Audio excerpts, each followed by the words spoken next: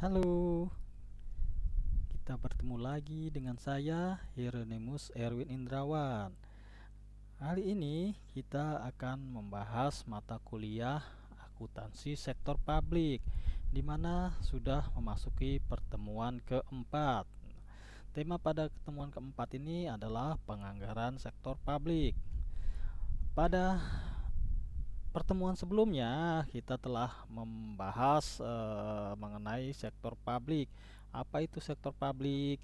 Siapa saja yang termasuk sektor publik? Kemudian juga bagaimana membuat anggaran sektor publik. Nah, pada pertemuan keempat ini kita akan memasuki penganggaran sektor publik. Bagaimana anggaran tersebut dibuat secara garis besar tentu saja. Oke, kita masuk ke slide pertama.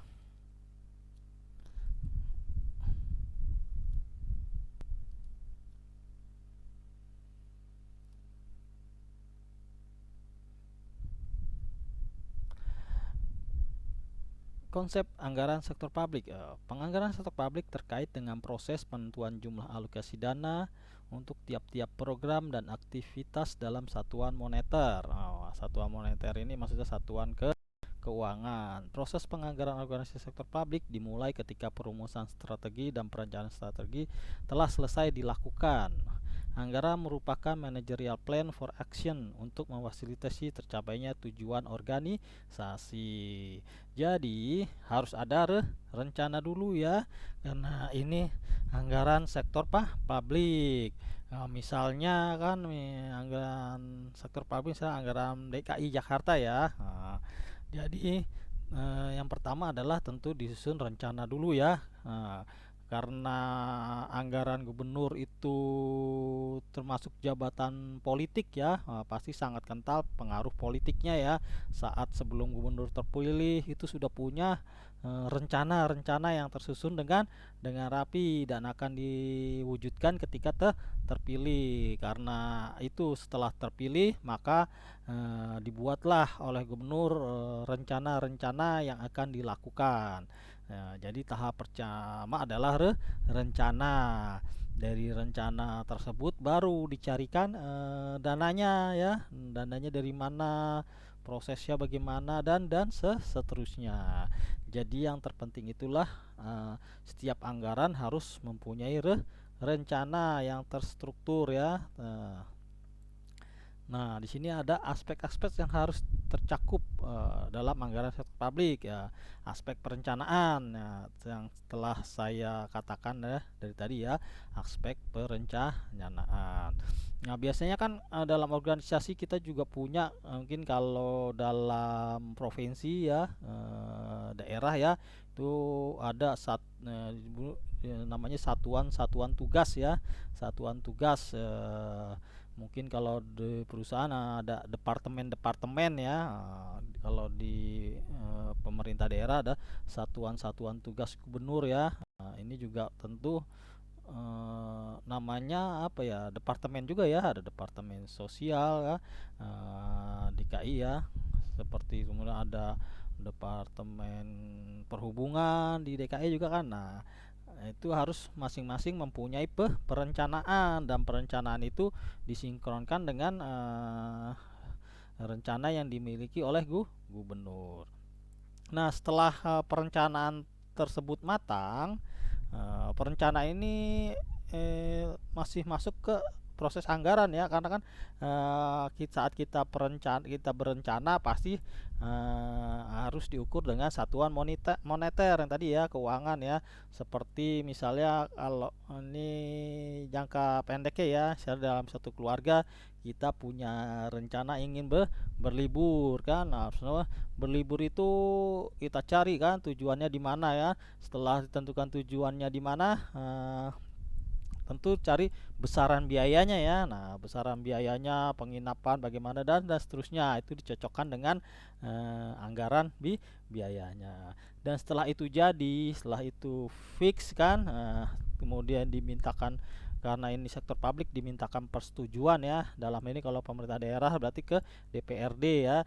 Kalau dia organisasi, tentu saja mekanismenya tergantung organisasi ya, persetujuannya di mana, apakah ada di rapat anggota, apakah ada di dewan-dewan yang dibentuk ya. Nah, yang pasti perencanaan, kemudian anggaran, persetujuan. Nah, masuk realisasi ada aspek kedua adalah aspek pengandalian. Aspek pengendalian ini adalah rencana yang direalisasikan itu dapat diukur ya, dapat dievaluasi perkembangannya sampai di mana, apakah sudah sesuai dengan anggaran yang dibuat ataukah melenceng kan, estimasi biayanya gimana, estimasi waktunya bagaimana.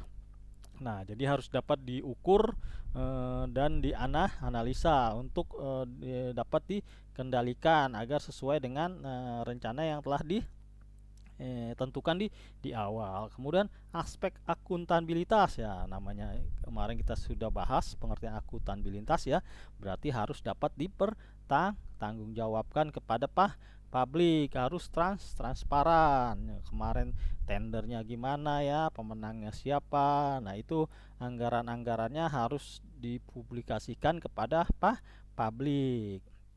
Saya sendiri belum pernah mengecek APBN, anggaran-anggaran yang dipublikasikan. Nah, mungkin karena kalian sekarang belajar, coba bisa mulai search kan APBN provinsi mana, coba kalian lihat ya di internet, karena itu harus dipublikasikan.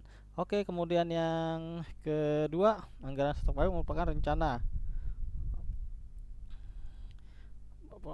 Kan anggaran bukan rencana kegiatan dalam bentuk perolehan pendapatan ya, kan seperti tadi kan, yang pasti pertama adalah pendapatannya dari mana aja ya.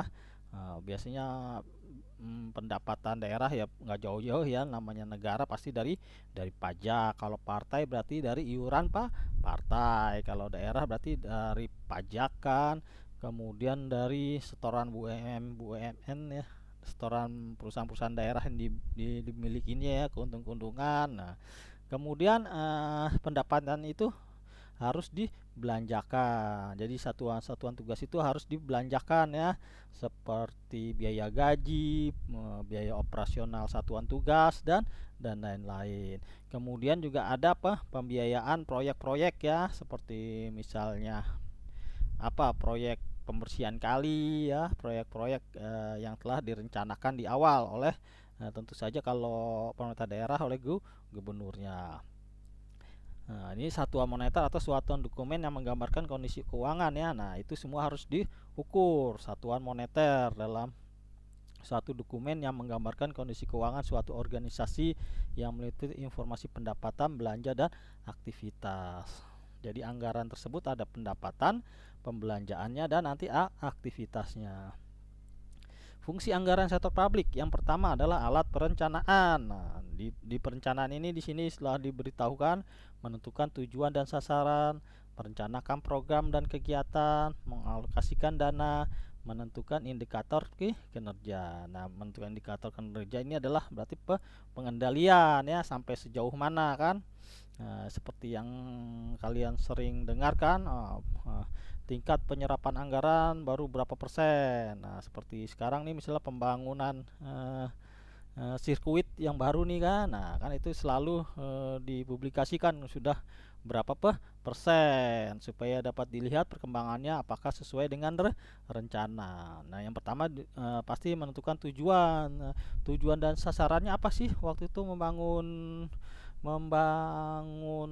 sirkuit ya, tentu saja itu untuk publikasi ya, pemasaran daerah ya, agar turis-turis, tentu tujuannya adalah turis-turis ya, agar datang ya, atau kalau dalam ekonomi namanya trickle down effect ya. Jadi setiap ada acara pasti orang datang membawa uang, dan tentu uang itu akan dibelanjakan. Nah, itu adalah tujuan dan sasarannya. Nah, programnya ya itu tadi, salah satu programnya adalah mengadakan balapan ya kan. Kemudian dicarikan dananya. Nah, kemarin dalam kita dengar katanya tidak menggunakan APBN tapi menggunakan bisnis to bisnis. Nah, akhirnya perusahaan to perusahaan dalam ini menggunakan perusahaan daerah BUMD yang bertransaksi dengan pihak penyelenggara. Jadi bukan pemerintah tapi B2B, business to business. Nah, kemudian setelah perencanaan, pengendalian. Nah, ini dalam pengendalian berarti kita mengontrol agar yang sudah berjalan itu dapat dikontrol. Apabila ada kecenderungan tidak tercapai, ada solusinya. Seperti kemarin kan ini misalnya balik lagi yang proyek pembangunan sirkuit kan, oh ada kendala, ada apa tuh yang susah dibangun ya, tanahnya bekas rawa. Nah, itu harus dapat dikontrol. Dan terakhir adalah ada revisi dari pihak penyelenggara untuk keselamatan. Nah, itu hal-hal seperti itu harus dapat dikontrol, kemudian dicarikan jalan keluarnya. Seperti ini yang keempat, merevisi ya. Nah, akhirnya kan direvisi tuh karena ada revisi dari pihak penyelenggara, kemudian target penontonnya menurun karena mungkin stand tuh penonton berkurang, kemudian waktu estimasi pekerjaan juga jadi lebih molor. Tapi itu dalam masih tetap dalam koordinasi ya, masih bisa dikontrol, masih bisa dikendalikan. Kemudian yang ketiga adalah alat kebijakan fiskal ya, untuk menstabilkan ya. Tentu saja di sini kan setiap proyek pemerintah pasti dananya besar ya. Nah, dananya besar itu kan pasti mengeluarkan uang kan. Nah, mengeluarkan uang pasti uangnya berputar ke masyarakat kan. Nah, tender, perusahaan ikut tender, dapat penghasilan dari pemerintah, kemudian perusahaan menggaji karyawan. Nah, itu akan berperang pada pertumbuhan ekonomi. Alat politik ya tentu saja ya, karena kan gubernur itu pejabat politik ya, dipilih oleh rakyat melalui mekanisme politik. Tentu saja aroma politiknya akan sangat kental. Jadi setiap yang dilakukan oleh pemerintah daerah pasti kental dengan aroma politik karena merupakan jabatan politik. Koordinasi dan komunikasi, nah, ini sudah pasti ya, harus ada koordinasi dan komunikasi. Sebenarnya ini juga bisa dimasukkan dalam pengendalian yang tadi kan.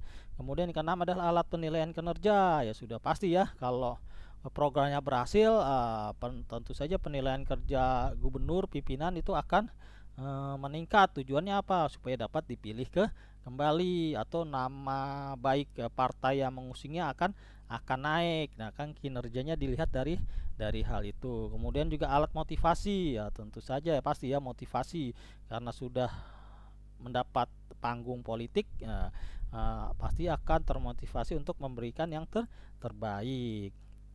Alat menciptakan ruang publik ya, di situ karena harus dikomunikasikan ya dengan publik, setiap program akan terbentuk ruang publik karena harus diumumkan ke publik. Kemudian jenis-jenis anggaran sektor publik, anggaran operasional. Anggaran operasional digunakan untuk merencanakan kebutuhan sehari dalam menjalankan pemerintahan. Ya, ini anggaran operasional ya. Anggaran operasional dari RT sampai dengan pemerintah daerah ya kan, pasti kan ada anggaran operasional ya, biaya gaji, biaya operasional perusahaannya, biaya operasional departemennya. Jadi dalam anggaran itu adalah pertama anggaran belanja operasional, yang kedua adalah anggaran modal untuk rencana jangka panjang dan pembelanjaan aktiva tetap. Ya, aktiva artinya ini kalau yang pertama uangnya digunakan untuk operasional, kalau yang kedua ini anggarannya uangnya ditukar ya dengan aktiva, seperti misalnya pembangunan jalan ya. Nah, uangnya kan nggak hilang tapi berganti bentuk dengan komoditas ya, beli gedung, bangun gedung. Nah, uangnya itu nggak hilang, menjadi bentuk lain. Nah, itu kan merupakan investasi ya, yang dapat dijual kembali. Nah, kemudian prinsip-prinsip anggaran sektor publik. Nah, di sini sudah saya kasih penjelasan otorisasi oleh legislatif. Ya, tentu saja anggaran tersebut harus mendapat persetujuan dari DPRD. Komprehensif anggaran harus menunjukkan semua penerimaan dan pengeluaran pemerintah ya, komprehensif. Jadi harus jelas pendapatan seperti apa, digunakan untuk apa, antara penerimaan dan pengeluaran seimbang enggak.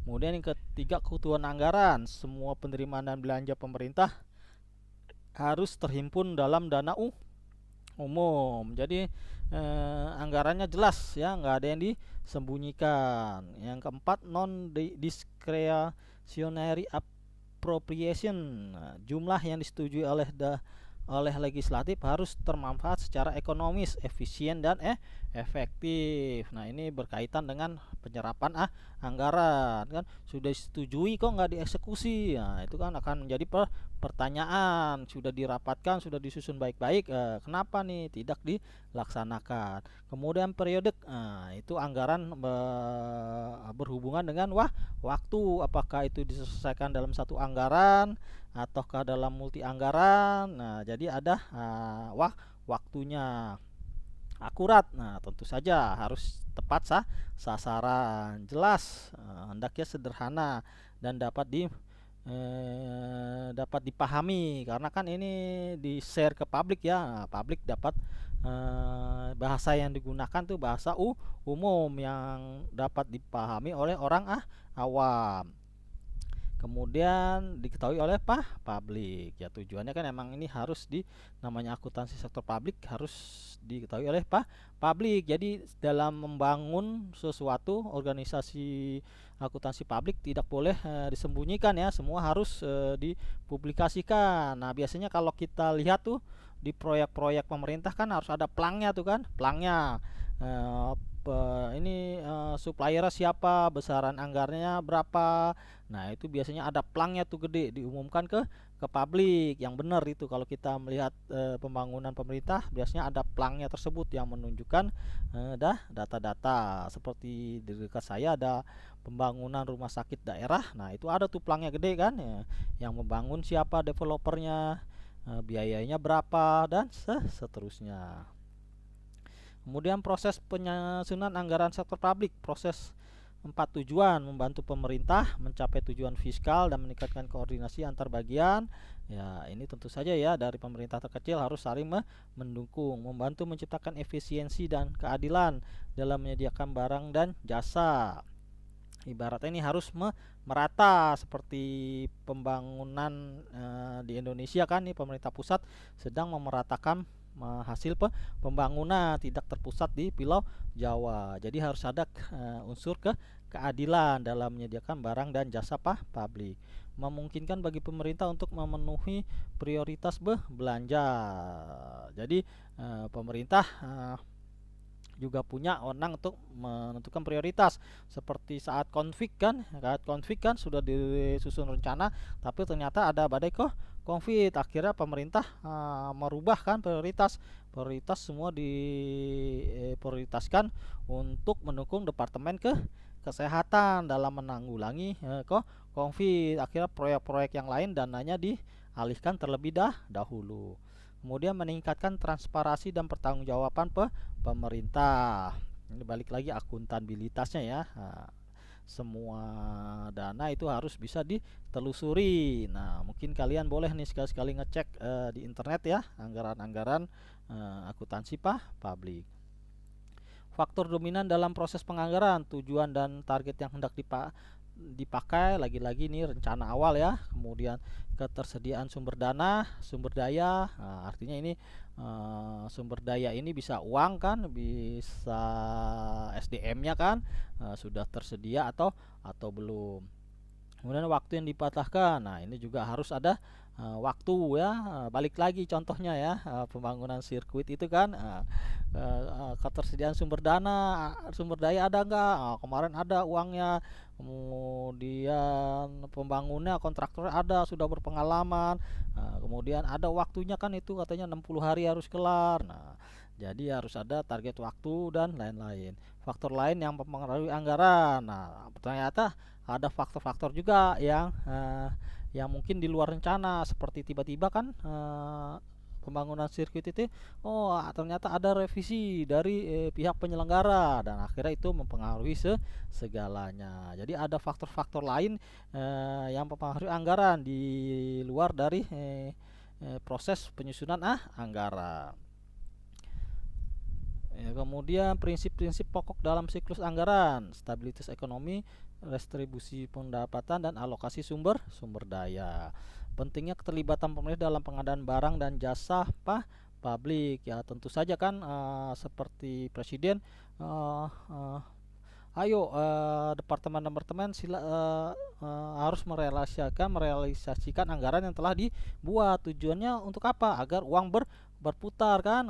Apabila ada proyek, maka pihak swasta masuk, di situ pemerintah mengeluarkan uang dan uang itu berputar ya. Setiap proyek kan itu pasti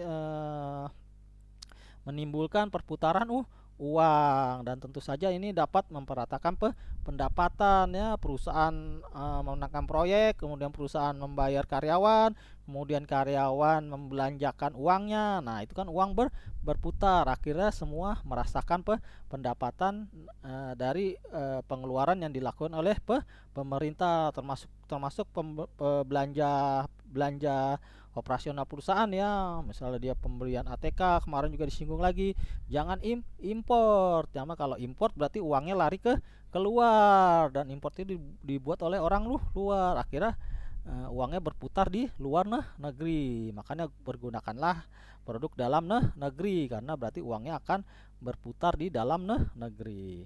Kemudian alokasi sumber dayanya juga ya, itu harus tepat.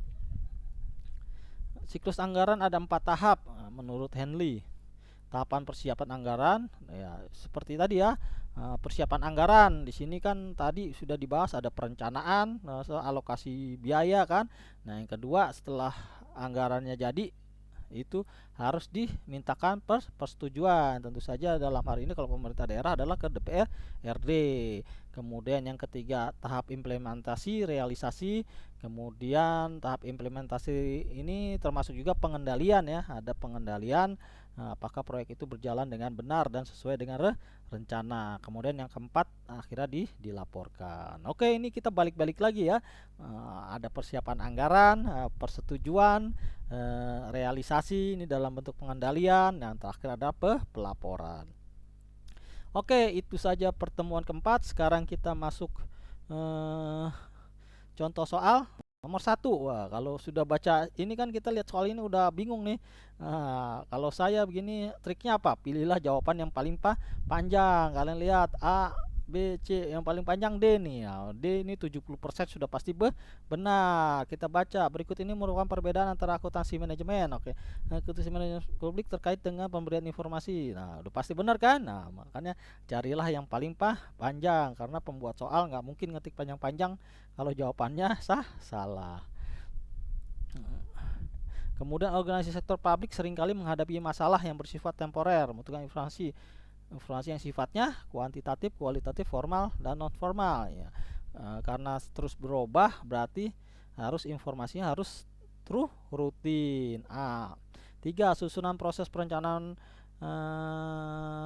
dan pengendalian manajerial pada organisasi publik yang tepat adalah cari yang pertama, perencanaan apa sih? Perencanaan organisasi, perencanaan dan tujuan, anggaran, pelaporan. Nah, yang pertama adalah 4 ya, perencanaan, tujuan, dan sasaran. Kan harus ada tujuan dulu dan sasarannya. 4, yang depannya 4 mana aja nih? 5, 4, 3, 2, 1. Ini mau udah ketahuan jawabannya ya, B, karena ini yang pertama. Oke, kita cek lagi untuk memastikan yang terakhir mana. Yang terakhir pelaporan kan 2, yang belakangnya 2 mana? Nah, ini ada cuman 2 kan, B dan C ya, berarti jawabannya adalah B, karena ini 4 ya benar, belakangnya 2. Kemudian nomor 4, biaya diukur dengan mempertimbangkan fungsi organisasi, misalnya biaya departemen produksi. Nah, ini adalah biaya proses ya. Nah, dalam tadi itu operasional, departemen produksi punya biaya sendiri, departemen personalia biaya sendiri, itu adalah biaya proses dalam masing-masing departemen. Apa tadi, biaya proses ya, C. Nomor 5, berikut ini merupakan aktivitas penentuan biaya. Penentuan biaya berarti biasanya kalau penentuan biaya kita sudah punya riwayat ya, supaya digolongkan ini masuk kemana. Di riwayat tuh berarti cost recording. Nah, ini adalah tahap awalnya kita menyesuaikan dengan riwayat biaya. Kita cari yang depannya 5. 5, oh ada 3 nih. A,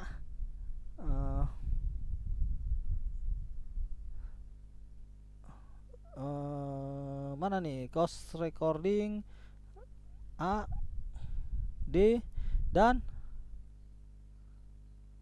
E. Oke, kita coba cek lagi. Berikut ini merupakan aktivitas penentuan biaya. Oh, penentuan biaya. Oke, berarti yang pertama adalah apa ya? Cost reporting, melaporkan, analisa, study cost, cost finding. Oke, yang pertama berarti karena penentuan biaya berarti kita cost finding dulu ya. Kita cari dulu cost finding. Nah, selanjutnya dari cost finding kan kita cocokkan dengan cost recording ya kan, dengan ini biaya apa, dikeluarkannya untuk apa. Ini kan finding kan biayanya. Kemudian kita cocokkan dengan biaya yang telah lampau, masuknya ke kemana kan, berarti 4, 5. 4, 5 yang lain nggak ada kan, beda sendiri ya, berarti jawabannya otomatis C ya.